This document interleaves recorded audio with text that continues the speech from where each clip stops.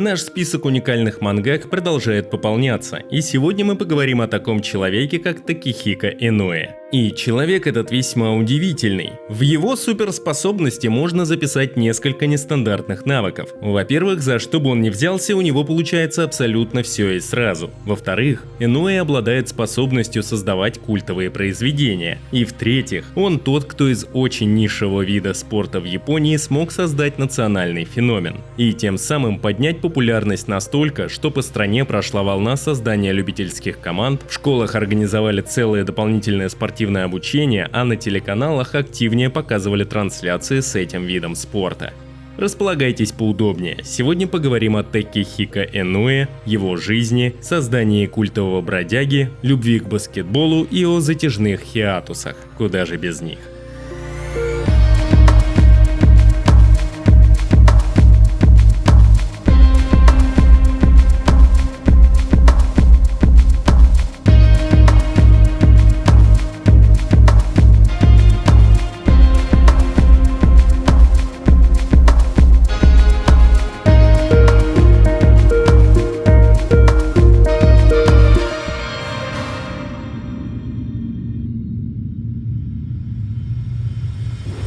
Но прежде чем мы начнем, вы не поверите, у меня есть второй канал, на котором мне хочется воплощать нестандартные идеи, связанные с кинематографом. Я запустил на нем несколько форматов, и у меня огромная просьба перейти и их оценить. Там найдутся разборы анимационных сериалов, быстрые веселенькие пересказы популярных фильмов Marvel и DC, а также мне было бы интересно работать в формате трудностей перевода, выпуск по Веному уже лежит на канале. Проекту не хватает активности. От того, что вы зайдете, отсмотрите пару форматов и пишите свое мнение, вам будет несложно, а мне весьма приятно. Ссылка в описании.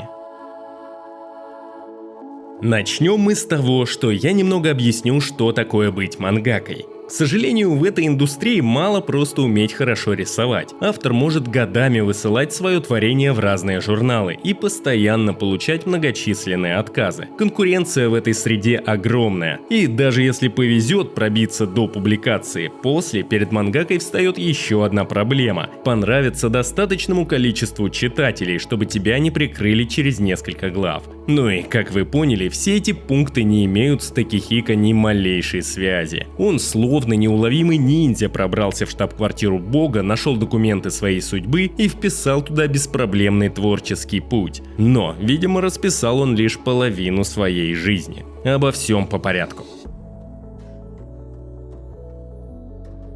12 января, 67 год. На свет появился маленький Такехико Нариай. Для многих это открытие, но Инуэ — это сценический псевдоним. Хоть и в некоторых источниках информация гласит, что родился Такехико в Токио, но никаких подтверждений этому лично я не нашел, учитывая, что вся официальная информация утверждает, что родился и рос Такехико в префектуре Кагасимы, в городе Иса.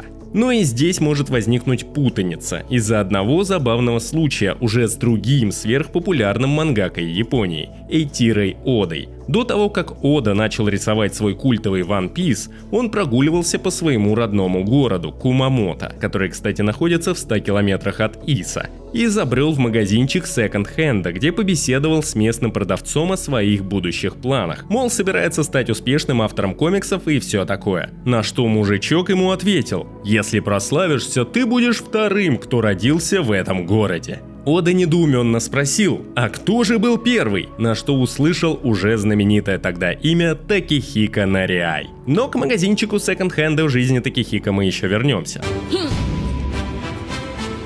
Рос будущий Инуэ как обычный, нормальный, ничем не примечательный ребенок, который, как и многие в Японии, с детства маниакально увлекался мангой. В один из дней ему в руки попадает том спортивной манги про бейсбол «Докабен». Такехико, пораженный работой автора Синдзи Мидзухимы, дает себе слово в будущем обязательно стать мангакой, а это в свою очередь, конечно же, побуждает его начать рисовать. Уже в юношестве с Такехико происходит одно важнейшее событие, за которым и последовал весь его творческий успех. В младших классах он занимался кендо. Это, если кто не в курсе, современное искусство фехтования на бамбуковых мечах. Но все время проявлял интерес к баскетбольному кружку. Все усложнялось еще тем, что Такехико ходил на занятия по кендо из-за своего брата. Что ты удумал, братик? и стеснялся ему сказать, что хочет играть в баскетбол. В итоге будущий мангака берет жизнь в свои руки и выдумывает историю, что его позвал друг в команду по баскетболу, потому что у них не хватает игроков и, мол, Такехико не может отказать. А уже в баскетбольной секции, оказавшись недостаточно высоким игроком для своих лет, он начинает играть в позиции защитника. Именно так в его жизни появился баскетбол. На протяжении всей учебы Такехико прокачивал свои навыки в рисовании и спорте. Кстати, в нем он показывал отличные результаты, быстро дорос до капитана команды и уже задумывался о карьере профессионального баскетболиста. Но здравый смысл и любовь к манге перевесила чашу весов. Такехико взвесил все за и против карьеры спортсмена и записался на летние курсы художественной школы для будущего поступления в художественный университет. Закончив учебу и пройдя летние курсы в художественной школе, пришло время поступления в универ. И тут возникли хоть и небольшие, но трудности у будущей знаменитости. Поступление в художественный университет оказалось для Такехико весьма дорогим удовольствием, и не для него одного. Оказывается, обучение в хорошем художественном вузе в Японии являлось и является крайне дорогой сферой образования. Да и пока он проходил летние курсы, для себя уяснил, что художником изобразительного искусства ему не быть из-за нехватки навыков. Поэтому естественно и реалистично для него было думать о рисовании манги. Нариай решает пойти в Государственный университет Кумамото, в котором выбирает себе направление литературы. В самом начале обучения в университете жизнь сводит юного Такехико с Цукаса Ходзи, который только-только начал публиковать своего городского охотника, и ему как раз нужны были умелые ассистенты. Такехико, схватывая все на лету, идеально подходил на роль помощника. На ближайшие 2 года он активно вовлечен в производство манги, изучая все процессы работы и создания, набираясь драгоценного опыта.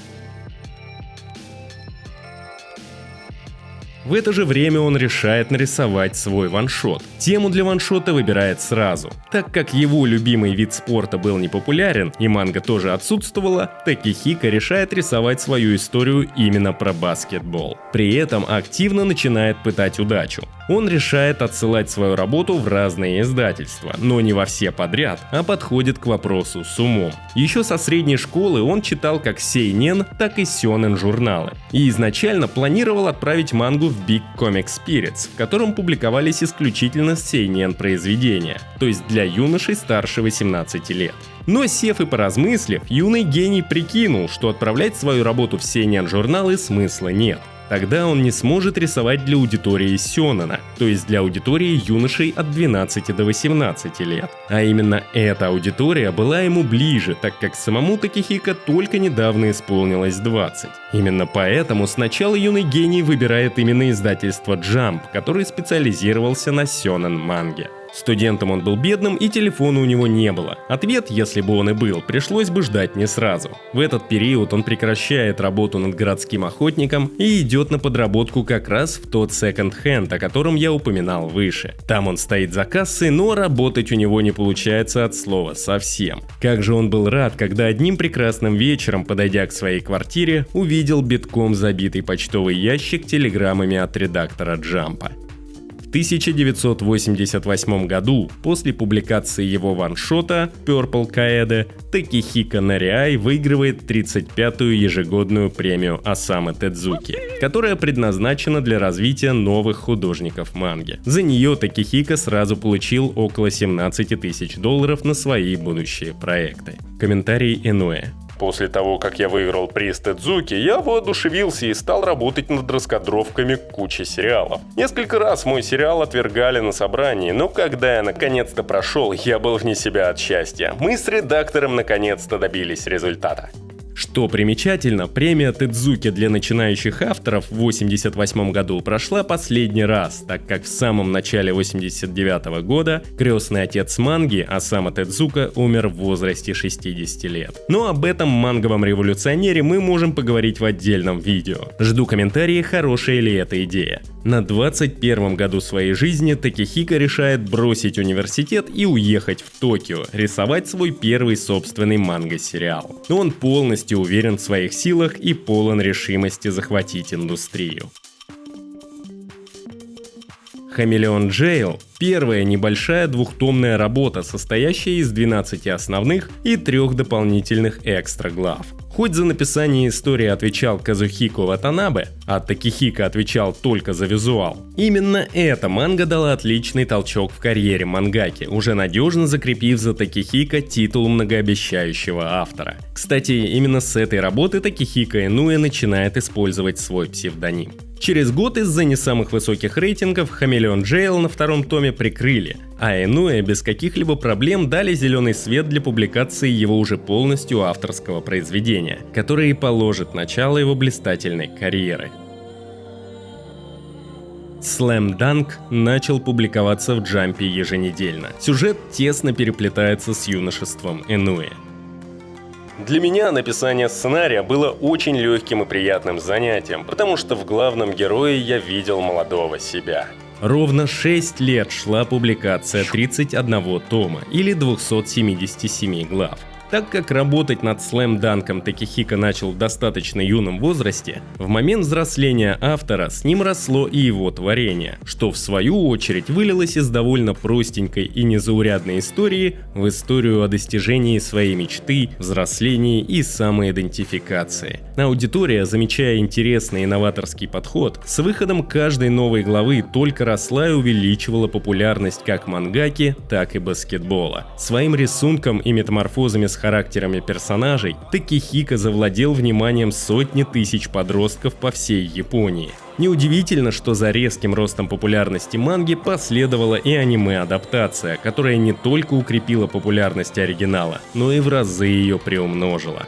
К выходу последней главы и финальной серии аниме произведение уже обрело известность по всему миру. Только в одной Японии было продано более 120 миллионов копий. Там же слэм-данку присвоили статус национального феномена. Баскетбол стал популярен настолько, что по всей стране появились сотни любительских команд. Телеканалы регулярно включали трансляции зарубежных игр и организовывались спортивные кружки в школах. Сам Такехико организовал собственную программу по обучению баскетболу, и те, кто добивались высоких результатов, получали возможность уезжать и обучаться в Америке. В 1994-м Такехико наградили премией Сёгакукан Манга, а в 2007-м Slam Dunk был объявлен самой любимой мангой Японии. Но мы забежали немного вперед. Отмотаем время назад к 1996 году. Вначале не было ничего сенсационного. Кто-то посоветовал мне прочитать Мусаси Эйдзи Йосикавы. И это было хорошее чтение. С тех пор, как закончился Slam Dunk, прошло около года, а я не работал ни над чем новым. Мне хотелось что-то сделать, и я подумал, что хочу попробовать перенести этот роман в комикс. Я предложил его редактору, все прошло гладко, и я получил согласие. Сначала совершенно не осознавал трудностей, связанных с этим. Я начал с того, что ничего не знаю о знаниях, энергии и технике, необходимых для работы над исторической тематикой. Для меня это был настоящий вызов. Именно так в 1998 году появился первый выпуск «Бродяги» в журнале Morning.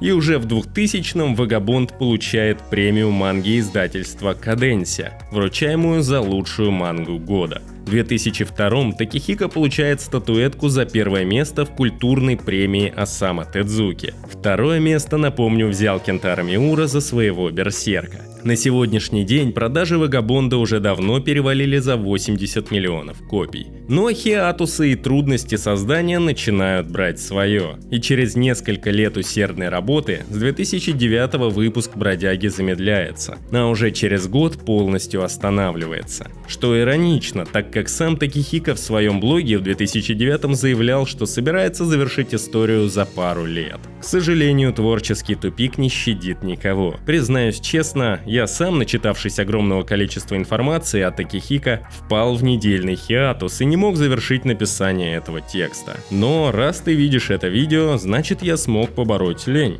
Ради твоего лайка. Мне понравилось отматывать время назад, поэтому сделаем это еще раз. 1999 год. Такихика, помимо Вагабонда, решает начать рисовать еще одно творение, и опять про баскетбол, но в совершенно другом ключе.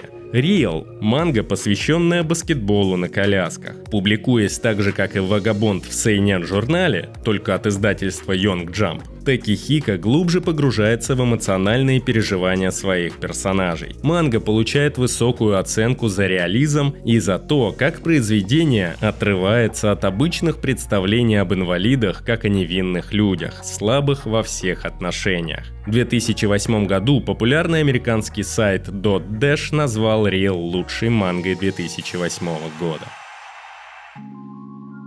Как я уже говорил выше, профессия мангаки – занятие, мягко говоря, очень сложное и трудоемкое. Регулярные переработки, постоянные требования от редакторов, контроль ассистентов, и это не считая того, что нужно постоянно продумывать следующую главу и понимать, куда двигать сюжет. Возможно, на короткий промежуток времени можно работать без какого-то четкого плана, но для регулярной публикации на протяжении десятилетий необходимо составить очень дисциплинированный распорядок работы и поэтапность действий. Именно в этом и заключалась удивительная работоспособность Инуэ на протяжении 10 лет, еженедельно выпускать по 20 страниц в неделю. Хотя здесь Такихика в трудоголизме может посоперничать с еще одним ментором. Такихика разделяет работу на 3 этапа. Первый заключается в обдумывании истории, диалогов и раскадровки. Этот этап у мангаки проходит в разных кафешках, так как работать дома у него не получается совершенно. Как говорит сам Такихика, если раскадровка будет плохой, то конечные рисунки никогда не смогут быть хорошими.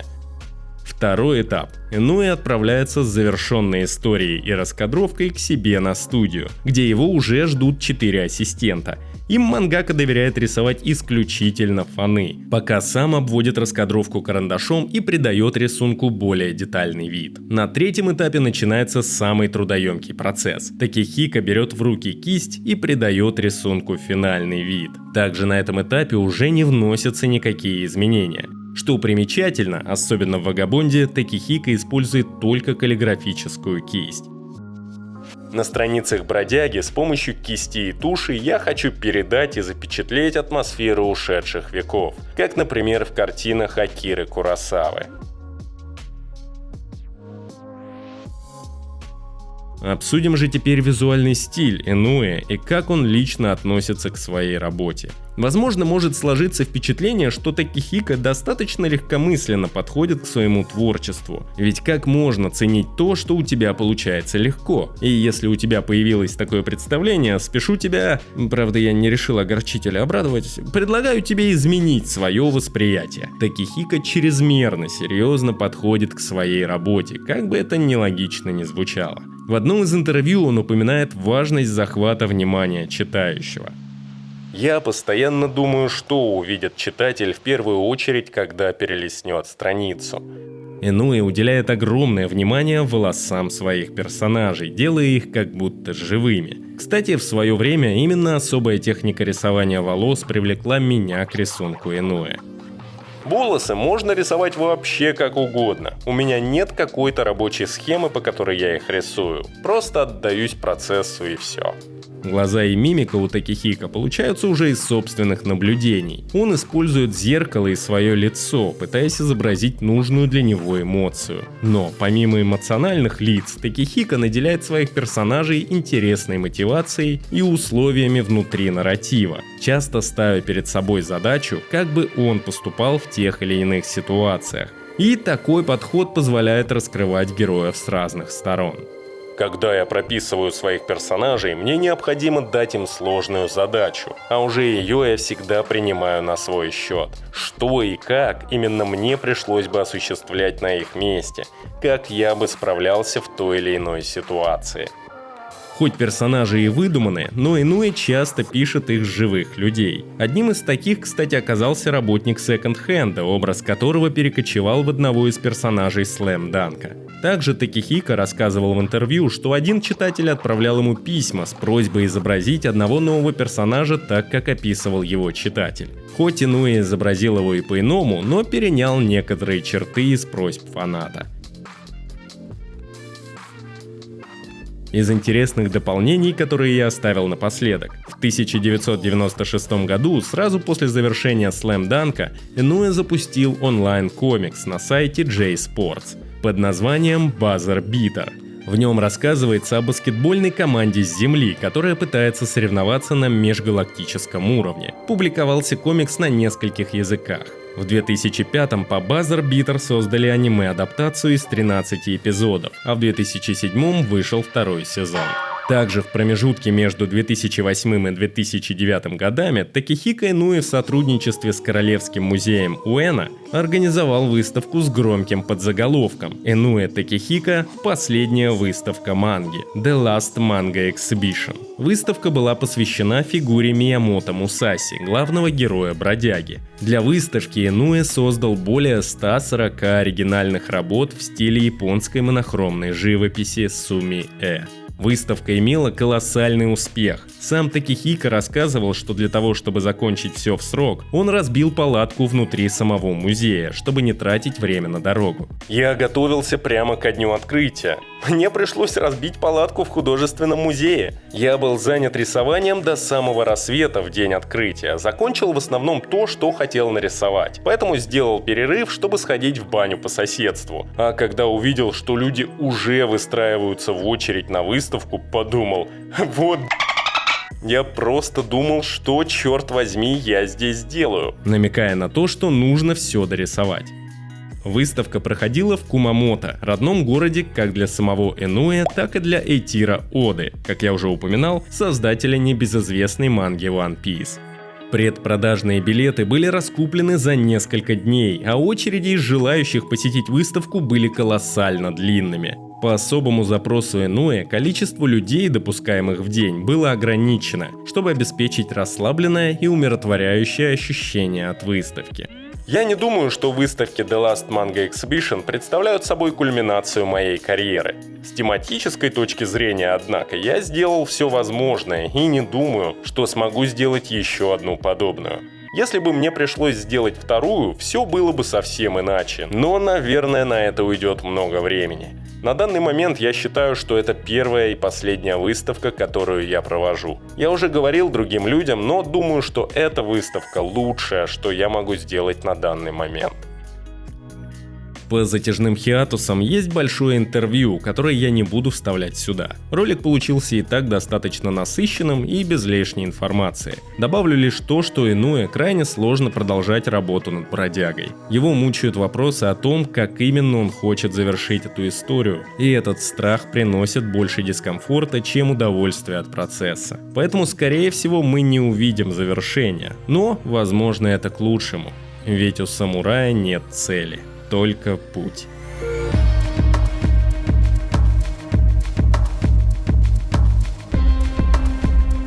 Надеюсь, данный выпуск смог показать многим, что манга — это в первую очередь человек, который стоит за всем этим трудом. Это его прошлое, настоящее и будущее, его опыт и приобретенная мудрость. Напишите, знакомы ли вы с творчеством этого удивительного автора. И спасибо, что досмотрели выпуск до конца. Первое, что я сделал, когда официально взял перерыв в Бродяге, отправился в спортзал и получил абонемент. Впрочем, с тех пор я ни разу там и не появился.